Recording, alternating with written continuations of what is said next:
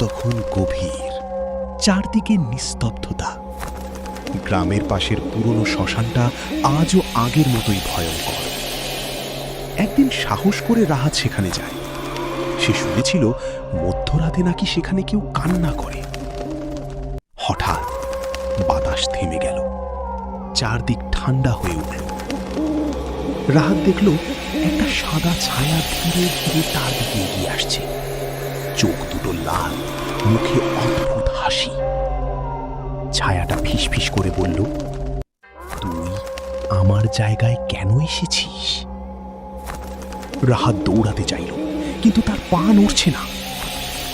পরদিন সকালে গ্রামের মানুষ শ্মশানে শুধু রাহাতের জুতো খুঁজে পেল।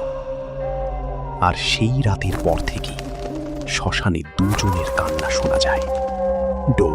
ছোট বন্ধুরা, ভিডিওটি ভালো লাগলে চ্যানেলটি সাবস্ক্রাইব করুন এবং পাশে থাকা বেল আইকনটি বাজিয়ে দিন।